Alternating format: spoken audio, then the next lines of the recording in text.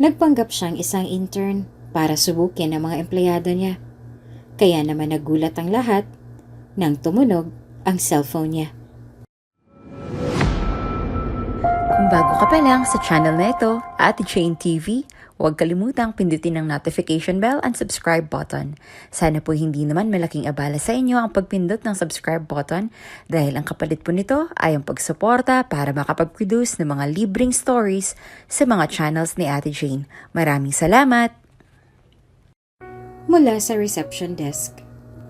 Rinig na rinig ang tunog ng stilettos na gamit ni Aurora sa pagpasok sa loob ng lobby. Kunot noo itong pinagmasdan ng babae mula sa malayo hanggang sa tuluyang naglakad si Aurora patungo sa direksyon kung nasaan siya. Magandang umaga, bati niya. Bahagyang umirap ang babae sa front desk bago tumugon. Ano pong kailangan nila? Tanong nito na animong iritado pa sa presensya niya kahit na pinakitaan ng hindi ka nais-nais na pag-uugali. Nakuha pa rin ngumiti ni Aurora sa kanya. Ako nga palang pinadalang intern ng head office. Ang sabi nila ay hanapin ko lang daw ang senior manager na naka-duty ngayon. Sa halip na sumagot, ay idinurulan ng babae sa front desk na ngayon ay papalapit na lalaki sa direksyon nilang dalawa. Isang simpleng white shirt lang ang suot nito, kaya naman hindi na iwasan ni Aurora ang magtaas ng kilay habang pinagmamasdan ang suot nito. Kung pumorma, akala mo nasa bahay lang. Bulong ni Aurora sa isip, bago dismayadong umiling sa naisip. Ikaw yung intern na pinadala nila? Tanong nito na ikinatango niya.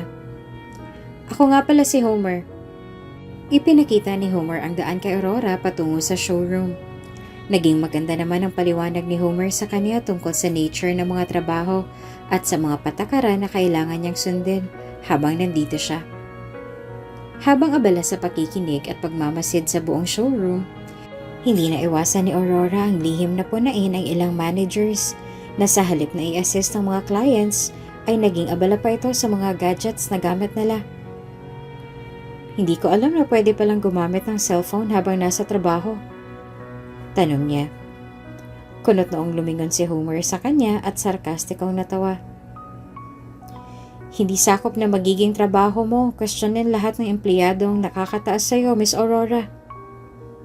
Lumipat ang tingin ni Aurora sa mga kliyenteng patuloy lang sa pagmamasid sa loob ng showroom.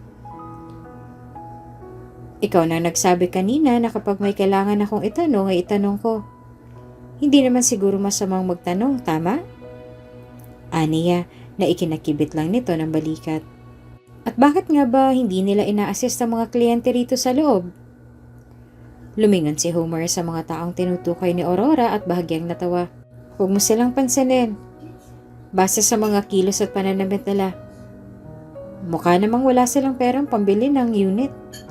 At isa pa, hindi naman sa pagiging judgmental pero mukhang hindi nila afford ang mga ibinibenta natin. Muli siyang lumingon kay Aurora at ngumiti.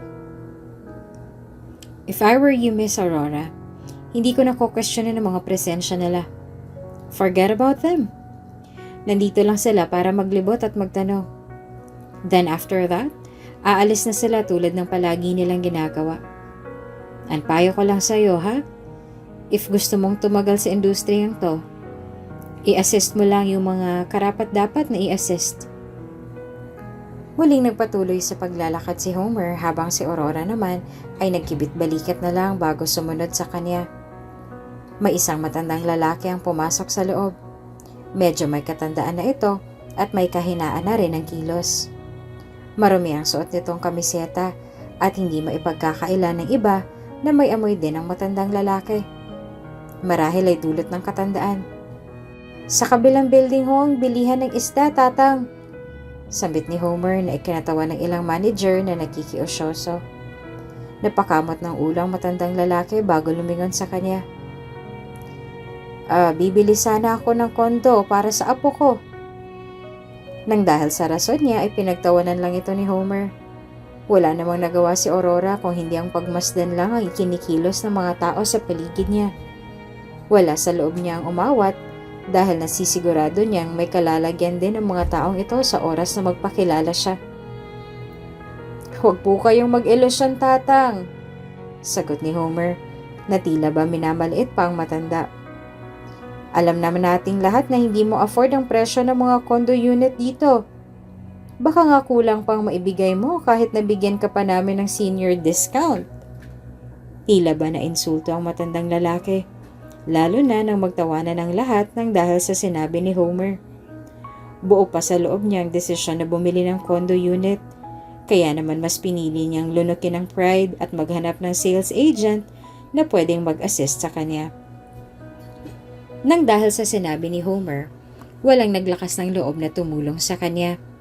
Maliban na lamang nang humakbang patungo sa kanya ang isang agent na part-timer ng kumpanya na nagngangalang Greg. "How may I help you, sir?" Ngumiti ito sa kanya. "Gusto ko sana maghanap ng unit na kakasya lang sa budget ko." "Sige po, matutulungan ko kayo dyan. Dito po tayo." Habang abala si Greg sa pagbibida sa kliyenteng hawak niya, sinundan sila ni Aurora. Tila ba interesado din ito sa katauhan ni Greg na hindi man lang minaliit ang kliyenteng lumapit sa kanila. Isa ito sa mga ugaling hinahanap ni Aurora sa mga empleyadong hawak niya na tila ba ngayon niya lang din nakita, at sa isang part-timer pa. "Gusto ko sanang bilhan ng condo unit ang apo ko. Ito lang ang kaisa-isang bagay na maireregalo ko sa kanya. Gusto kong bumawi sa lahat ng pagkukulang ko sa kanilang dalawa ng nanay niya. Hindi mo lang alam kung gaano mo ako napasaya, iho." "Ay, walang anuman po, Mr. Gregorio.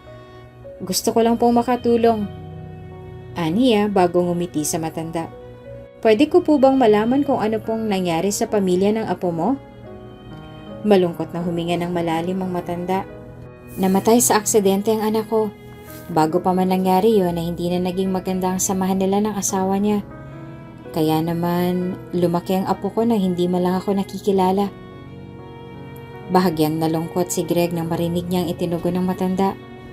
Nagpatuloy sila sa paglibot sa buong showroom hanggang sa nakapili na si Mr. Gregorio ng isang high-end class na unit para sa apo niya.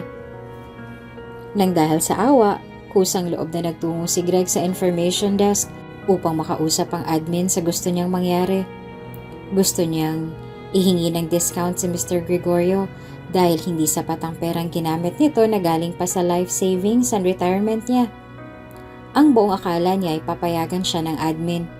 Ngunit mukhang nagkamali siya sa inakala niya dahil sa halip na maawa, ay pareho lang sila nitong ipinahiya sa mga taong nakikinig sa usapan nila. Ni hindi nga siya regular na nagpupunta dito? Ni hindi siya nagpupunta dito? Muling sigaw ng admin habang nakaduro sa matandang lalaki. "Hindi ka espesyal, Tatang, para manghingi ng discount. Kaya nga bumababa ang kita ng kumpanya dahil sa mga katulad mong mapanlamang eh." "Grabe naman po kayo." Nanatili lang sa malayo si Aurora habang pinagmamasdan ng gulo sa harap niya. "Kung gusto mong magpakabida, edi sige." Kinuha ng admin ang cellphone niya at pabagsak na inilapag sa dibdib ni Greg. "Ikaw ang tumawag sa CEO. Total beda-beda ka, di ba? Eh di ikaw ang tumawag sa kanya. Go!" Para maibsan ang pagkapahiya, kinuha ni Greg ang cellphone na ibinigay niya at idinayal ang cellphone number ng CEO nila. Sunod-sunod na napalingon ang lahat nang marinig nila ang pagtunog ng cellphone ng bagong intern na si Aurora. At nang sagutin niya ito ay halos maubusan ng dugo sa mukha ang lahat ng empleyadong nagpakita ng masamang ugali sa kanya kanina. Nang dahil sa naging revelasyon, nagkaroon ng malawakang pagtanggal sa mga managers at ilang maliliit na posisyon sa kumpanya. Maging ang mga admin na namahiya sa dalawa ay nahatulan ng desisyon ni Aurora. Hindi rin nakataka sa galit ni Aurora ang receptionist na unang nagpakita ng masamang ugali sa kanya. Ni hindi man lang niya ito pinakitaan ng awa nang lumuhod ito sa harapan niya para humingi ng tawad. Sa kabilang banda ay binigyan naman ni Aurora si Greg ng bonus at incentive nang dahil sa kabutihang ipinakita niya. Lalong-lalo na kay Mr. Gregorio na ngayon ay uwing may ngiting nakaukit sa labi. lalo na nang bigyan siya ni Aurora ng malaking discount para sa unit na gusto niya. Hindi naging maganda ang nakalipas na 6 na buwan para kay Mr. Gregorio. Nanghihina ito nang isinugod siya sa ospital. Naniniwala siya na kaunting panahon na lang ang natitira sa kanya dito sa lupa. Ang tanging dahilan na nagpapalakas sa kanyang lumaban ay ang makita ang apo niya kahit sa huling pagkakataon na lang. Parang awa mo na, Rosalita. Aniya sa kaibigan niyang walang sawang tumutulong sa kanya magmula noon hanggang ngayon. Hanapin mo ang apo ko. Tulad ng bilin ni Mr. Gregorio, ginawa ni Rosalita ang lahat ng makakaya niya hanggang sa tuluyan niyang mahanap ang apo na matagal niya nang hinahanap. Panay sa pag-ubos si Mr. Gregorio. Nang sandaling kumatok at pumasok sa loob si Rosalita kasamang isang binata sa likuran niya. Nahanap ko na siya, Mr. Gregorio. Ngiti ni Rosalita sa nangihinang matanda. Nakita ko nang nawawala mong apo. Agad na nanlaki ang mga mata ng matanda nang magsalubong ang mata nilang dalawa ni Greg. Ang sales agent na tumulong sa kanyang makuha ang condo unit na pinapangarap niya para sa apo. Apo ko! Mahina niyang sambit. Gumuhit ang luha sa gilid ng mata ni Mr. Gregorio na naging dahilan kung bakit mabilis siyang sinalubong ng yakap ni Greg. Matagal kitang hinanap, apo ko. Pasensya na, Lolo, kung natagalan ako.